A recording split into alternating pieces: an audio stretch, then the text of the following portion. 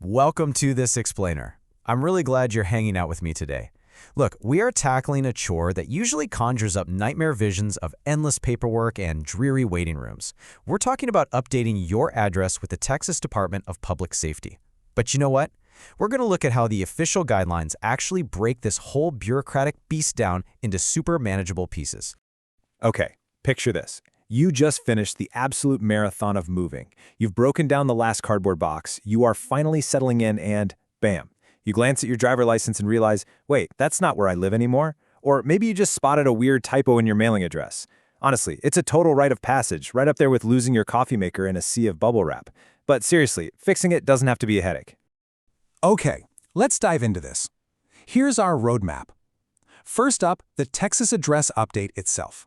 Second, gathering your required documents. Third, the actual step-by-step process. Fourth, what happens next? And finally, we'll wrap up with some frequently asked questions. Section 1. The Texas Address Update. So, let's look at exactly who needs to do this and why it's a big deal. Basically, this applies to absolutely anyone who's moved to a new home in Texas, anyone with a new mailing address, or just anyone who happens to have an incorrect address on their current ID. And we need to establish the stakes here.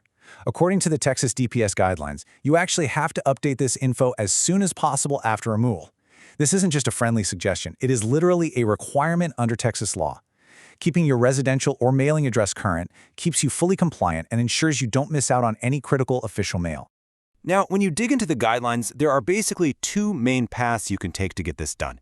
You can tackle it online, if you meet specific eligibility requirements, of course, or you can brave it in person at a Texas DPS office. So, which route sounds better?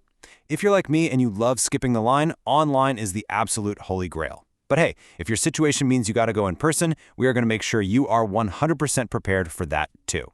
Section 2. Gathering your required documents. Think of this phase as building your ultimate toolkit. Because, let's face it, if you show up without the right tools, you're just asking for frustration. Here is exactly what needs to be in that kit. First, grab your current Texas driver license. Second, you've got to prove your Texas residency. This can be something like a recent utility bill, your lease agreement, a bank statement, or even insurance docs. Third, depending on your exact situation, you might need some extra identity documents. And fourth, for our non-US citizens out there, you'll need to provide valid immigration documents. Honestly, just having this stuff organized, that is half the battle won right there. Now, I want to pause on this one specific detail straight from the source guide, because this is going to save you a massive headache. You have to carry original documents when visiting a DPS office. Please, whatever you do, do not bring photocopies if you're doing the in-person route. Seriously, there's nothing worse than waiting weeks for an appointment, finally getting to the front of the line, and being turned away because your lease is just a printout. Original documents only, okay? Section 3. The step-by-step process. Now, what's really interesting here is that the official DPS guide outlines 7 steps, but they actually condense perfectly into these 5 simple, cohesive actions. Step 1, just gather those original documents we literally just talked about. Step 2, check your online eligibility. Do yourself a favor and see if you can save a trip. Step 3, submit your address change request and pay whatever fee applies. Step 4, carefully review all your submitted info and get that confirmation. And Step 5, if everything gets the green light and a replacement is issued, it gets mailed straight to your new front door. It really is a surprisingly straightforward path once you break it down. Section 4. What happens next? All right, so once you hit that submit button or walk out the doors of the DPS, the heavy lifting is done.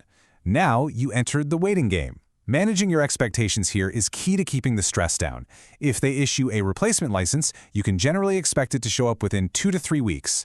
Now, caveat here, processing times can absolutely vary depending on the time of year or if the system gets backed up, but generally speaking, 2 to 3 weeks is a solid anchor for when you should start hovering around your mailbox.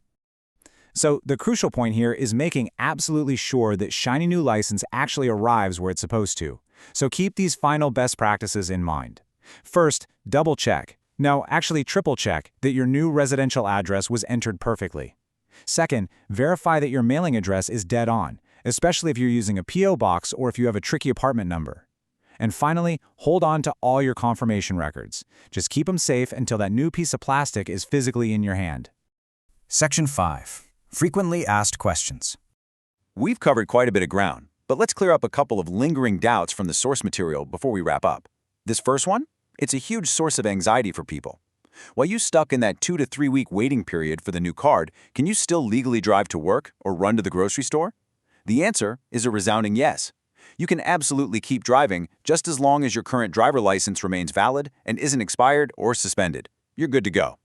And just to clarify the final payoff for all this effort, yes, if a replacement is issued, the new physical card that shows up in your mail will clearly display your new, accurate, updated address. That means no more awkwardly explaining away some ancient zip code every time you have to hand over your ID. So, you now know what the law actually requires, exactly what documents belong in your toolkit, and the incredibly simple 5-step process to get it all done. See, bureaucracy doesn't have to be a nightmare when you just take it one piece at a time. You are fully equipped to conquer the Texas DPS. But looking at all this manual effort does make you wonder. With absolutely everything else in our lives moving to digital wallets on our phones, how long is it going to be until physical ID cards and all the waiting periods that come with them are just entirely a thing of the past? Think about that for a second. Anyway, thanks for learning with me on this explainer, and I'll catch you on the next one.